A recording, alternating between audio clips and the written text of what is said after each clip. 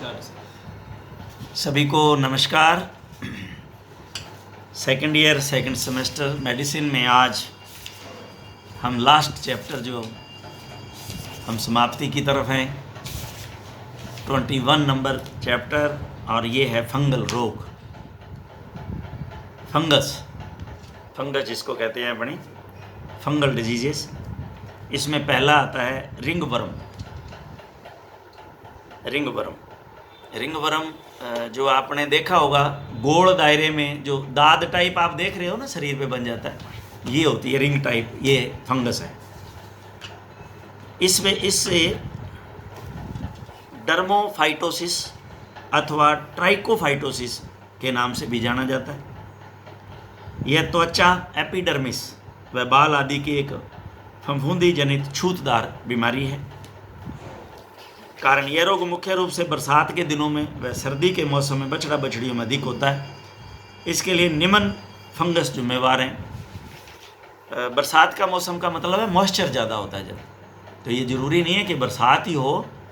Moisture जब ज़्यादा हो जाता है ना, नमी ज़्यादा हो जाती है, तब ये जो है वो, चाहे आप नहाने के बाद शरीर को नहीं पहुँचते तो वो भी एक नमी रहेगी उस शरीर में, तो वहाँ भी हो सकता है। ज़रूरी नहीं है बरसात में बोले बरसात तो हेड़ी को नहीं, अब तो वही को नहीं, ऐसा नहीं होता। नमी जहाँ भी रहेगी वहाँ ये रोग हो जाएगा। गायों में ट्राइकोफाइटोन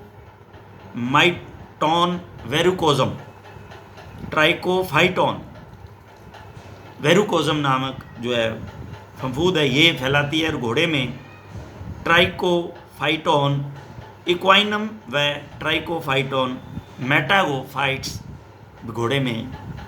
भेड़ व बकरी, सूर आदि में टी मेंटागोफाइट्स व टी वेरिको वो पहले वाला ही है, ये वेरिकोसम सेम है जो गाय में था। तो ये फफूंदी क्रेटिनाइज्ड त्वचा की परत पर असर भी डालती है। क्रेटिनाइड जैसे खुरदरी त्वचा हो जाती है ना, क्रेटिनाइज्ड त्वचा पर असर डालती है। जैसे नाखून हैं, ये क्रेटिनाइज्ड होके हुए हैं ना।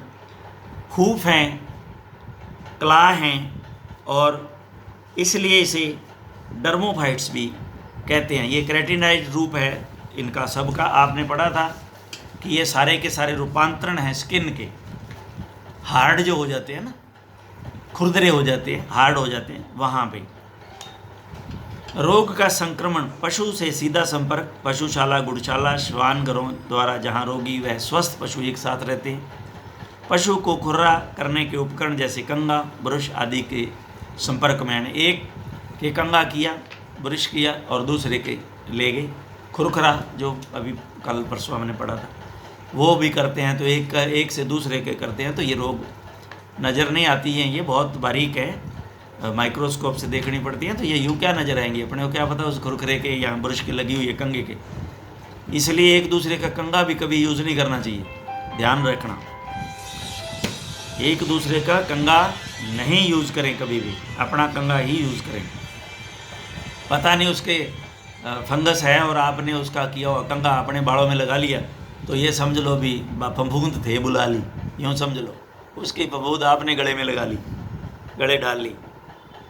सिम्टम, इस रोग के स्थान लीजन घोल होते हैं तथा फफूंदी नामक परजीवी से होता है, इसलिए इसे रिंग वर्म कहा जाता है। अतः इसके लीजन घोल होते हैं तथा ये लीजन मुख्य रूप से पशु के सिर, गर्दन, गुदा, चेहरे व आंखों में होठ के पास ज़्यादातर पाए जाते हैं। इस रोग में तीव्र खुजलाहट होती है, जिससे पशुशाला की दीवारों, उसके नाद, खंभे आदि पर रोगग्रस्त स्थान को रगड़ता है, जिससे वह स्थान लाल हो जाता है, वहाँ बाल व ऊन झड़ जाती है। दाद का स्थान भूरा, खुरदरा, मोटा, पपड़ीदार, गोलाकार तथा बाल या ऊन रहित होता है। तो ये इसकी खास निशानी है। जहाँ पे ये होगी वहाँ से बाल सारे जो है वो चमड़ी से उड़ जाएंगे। ज़्यादातर एंग्वाइनल रीजन जो है, काख है, ये जो है ना जहाँ पे, ये जहाँ पे ज़्यादातर मॉइस्चर रहता है, यूँ जो है देखो मोटा जो है साथ में भिड़ा रहता है, तो ये अंदर जो है मॉइस्चर रहता है हमेशा काख में, तो वहाँ पे ये ज़्यादा होने की, इंग्वाइनल रीजन में, दो टांगे हैं इनके बीच में, जहाँ ज़्यादा पसीना रहता है, ये स्थान जो है वो इसके ज़्यादा है। डायग्नोसिस, त्वचा पर रोग के लक्षण देखकर त्वचा की खुरचन, स्क्रैपिंग, नेल कला आदि को 10 से 20% पोटेशियम हाइड्रोक्साइड में घोलें, तथा ये अभी मैं आपको दूंगा आज ये भी आपको ख़ास तौर से जो है नोट करवाऊंगा, एक पिक्चर आपको देंगे अगर समय मिल गया तो। गोबर जो है वो किस में भेजोगे, खून किस में भेजोगे, सैंपल लेके कैसे लेबोरेटरी तक आपने भेजना है, काय में प्रिजर्व करके भेजना है, वो सारी डिटेल एक पेज पर मेरे पास है, वो मैं आपको वो पेज जो है पूरा पिक्चराइज यहाँ इस पर कर दूंगा, उसको आप नोट कर लेना। तो ये इसमें KOH में घोलें तथा कुछ घंटों के लिए छोड़ दें, बाद में फफूंदी को कल्चर कर सूक्ष्मदर्शी की सहायता से देखें। अब ये कल्चर मैंने आपको बताया कैसे करते हैं। अब आपने उस घोल के अंदर उसको घोल दिया, अब जो है सेडिमेंट है वो स्किन है और इधर उधर वो तो नीचे बैठ जाएगा, पानी के अंदर वो रहेंगे, हल्के हैं, तो आप जब ड्रॉप से उसको खींचोगे तो ड्रॉप के अंदर वो आ जाएगी, जो है फंगस आ जाएगी। अब आपने पेट्री डिश, मैंने समझाया आपको, पेट्री डिश में अगर आगार जो है वो मीडिया होता है, उसके अंदर आप उसकी एक बूंद को छोड़ देंगे। अब वहाँ भी वो कॉलोनियाँ बना लेंगे, टोटल कॉलोनियाँ बन जाएंगी, वो उसमें वो ग्रोथ कर जाएंगे सारे के सारे।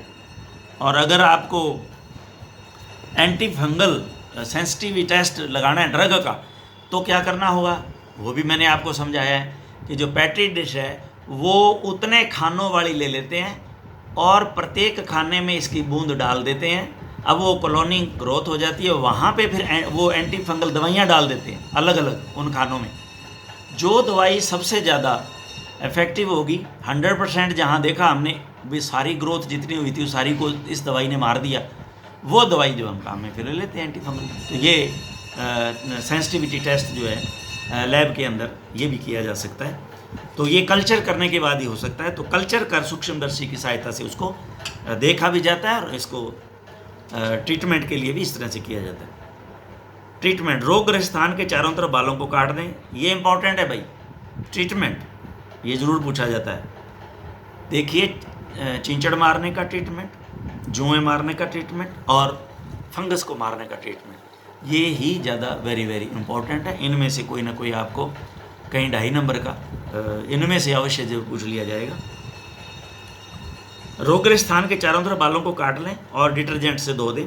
धोने के बाद उस स्थान पर पोविडिन या आयोडीन लगा दें। निम्न मलम भी लगा सकते नहीं है, लगाएं, यही लगानी होगी, यही ज़्यादा असरदार है।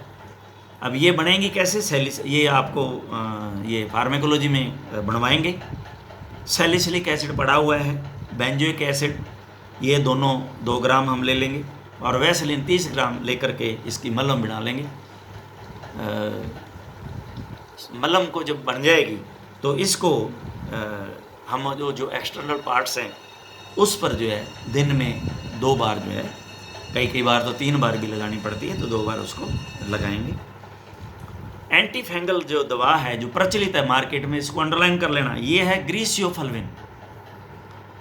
इसकी टेबलेट आती हैं ग्रीसियोफल्विन की, ह्यूमन बीइंग में भी आती हैं और फंगल डिजीज़ में ये ग्रीसियोफल्विन देते हैं। तो ये जो है एक सुबह शाम जो शायद इसकी गोली है, नहीं, एक जो है 125 मिलीग्राम की शायद है, एक देते हैं और 30 दिन इसको लेना पड़ता है, बीच में नहीं छोड़ते। अगर आपने डिसकंटिन्यू कर दिया ड्रग को तो वो फिर जो है वो दोबारा जो है वो हो जाएगी। तो इसलिए इसका एक खास ध्यान रखते हैं ग्रीसियोफल्विन का। तो ये जब आपने स्टार्ट कर दी तो पूरी डोज जो है 30 डेज इसकी जो है देनी होती है। यहाँ तो इसने 14 दिन लिखा है, लेकिन ह्यूमन बीइंग में इसको 14 दिन 1 महीना देते हैं। डॉग में भी मैंने जो है वो 1 महीना लगातार दी है इस ड्रग को, डॉग में, जो ये वेरी इंपॉर्टेंट ड्रग है ग्रीसियोफल्विन।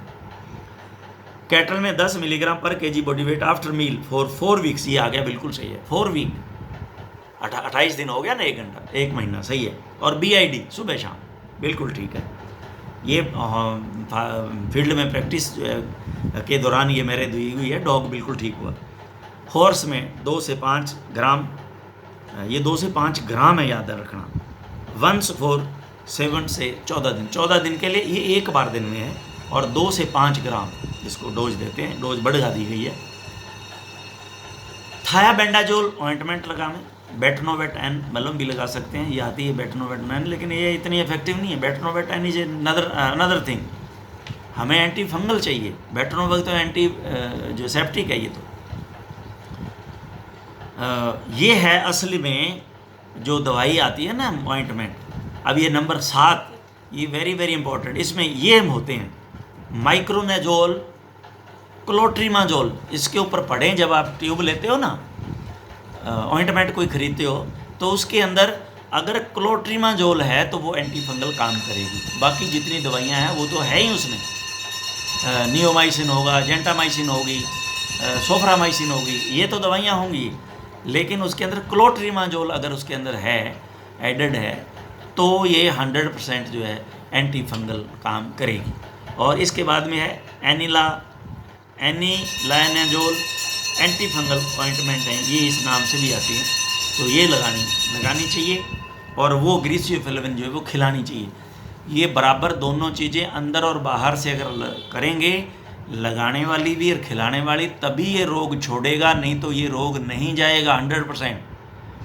आपने अंदर दवाइयाँ खिला दी, बाहर कहीं चमड़ी पर रहेगी, दोबारा फैल जाएगी। अगर आपने अकेली चमड़ी पे लगा दी है, ब्लड में गई हुई है, ये दोबारा हो जाएगी।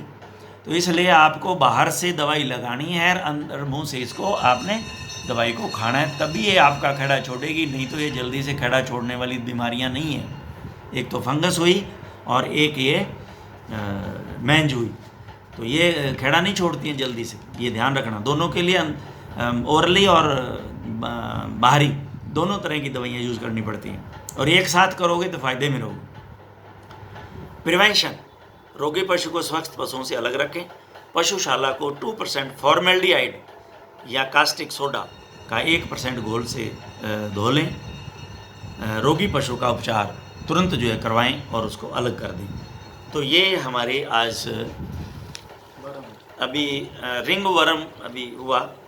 नेक्स्ट जो है हमारे पास अभी फंगल डिजीज़ के अंदर 3 ही हैं, तो आज इसको तीनों को अपने निपटा देते हैं। अब है अल्फा टॉक्सिकोसिस। अल्फा टॉक्सिकोसिस ये वेरी वेरी इंपॉर्टेंट है, इसको अंडरलाइन कर लेना। अल्फा टॉक्सिकोसिस यह भी एक फफूंदी द्वारा उत्पन्न माइकोटॉक्सिन नामक विषाक्तता के कारण से होता है, इसलिए इसे माइकोटॉक्सिकोसिस भी कहते हैं। ये आपने फार्माकोलॉजी में पढ़ा है, टॉक्सिन पढ़ा है ना, उसमें ये अल्फा टॉक्सिकोसिस पढ़ा है आपने। इस रोग का सबसे पहले 1980 में पता चला, जब सड़ा गला फफूंदी लगा अनाज मनुष्यों में उपयोग होने के कारण ये पशुओं को खिलाया गया या उपयोग में लिया गया, तब ये हुआ था। तो पशुओं में कब होता है, ये आदमियों की बात है, हाँ नहीं पशुओं को भी ये कह रहा है, पशुओं को भी खिलाया गया। तो पशुओं में अगर तूड़ी जो है, सड़ी हुई तूड़ी, गली हुई तूड़ी अगर खिला देते हैं, तो 100% ये अल्फा टॉक्सिकोसिस यानी कि माइकोटॉक्सिकोसिस का रोग हो जाता है, टॉक्सिन हो जाता है। कई बार होता है, आपने देखा कि ऊपर से जो है तूड़ी ठीक थी और लास्ट वाली जो कूंट में पड़ी हुई थी उसके अंदर फंगस लग गई, कहीं गीली थी जगह और आपने डाल दी, गीली जगह मॉइस्चर था वहाँ और वो फंगस पैदा हो गई।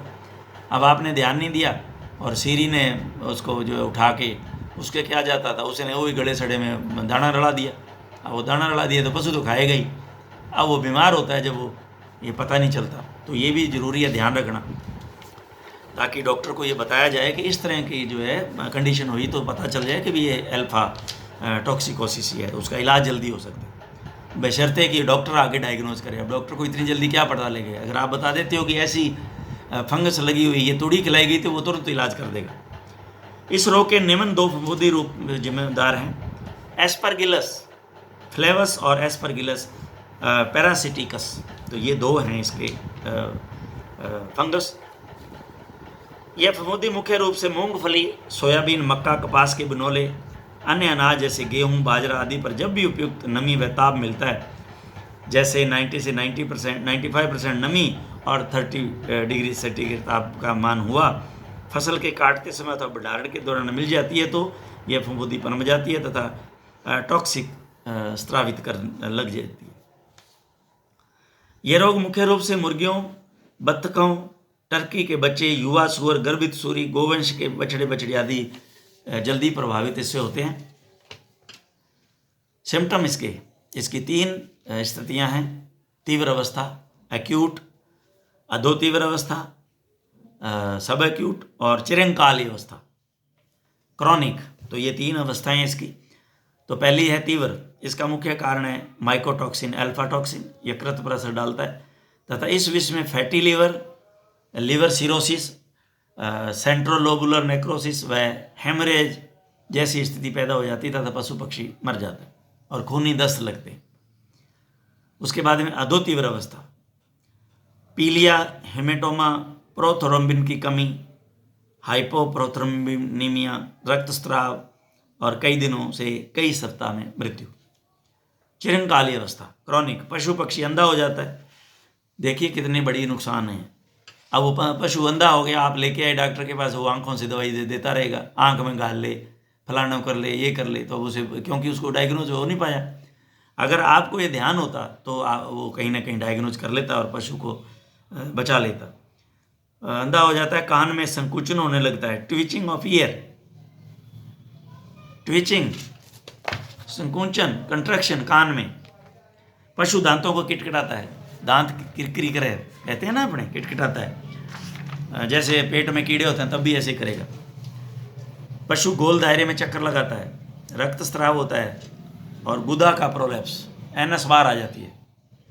पशु को चक्कर आने लग जाता है, लड़खड़ा कर चलता है तथा मृत्यु हो जाती है। गर्भित सूअरों में गर्भपात हो जाता है। निदान, पशु के लक्षणों व सड़े गले दाना आदि देने की बाद प्रायोगिक जांच में सल्फा टॉक्सिन की मात्रा का आहार में पाना। उपचार व बचाव, फफूंदी युक्त आहार को तुरंत करें। पशु को ऐसा आहार दें जिसमें प्रोटीन की मात्रा ज़्यादा हो तथा वसा की मात्रा कम हो तथा आहार आसानी से पचने वाला हो। पशु को सहायक उपचार दें जैसे विटामिन ए व ई, 5% ग्लूकोज आदि। आहार में 0.5% hydrated sodium, calcium, alumino silicate 5 kg पर टन के हिसाब से ये भी दें। एक्टिवेटेड चारकोल, कोयला at the rate of 6.7 milligram पर kg बॉडी वेट, इंट्रारूमिनल या 30% जो है वाटर में मिला के दें। पशु को तनाव मुक्त रखें। तो ये एक जो है हमारी फंगस रह गई है, ये हम कोई बात नहीं कल कर लेंगे, इसके साथ किसी और लेक्चर को समझ लेंगे। Thank you very much.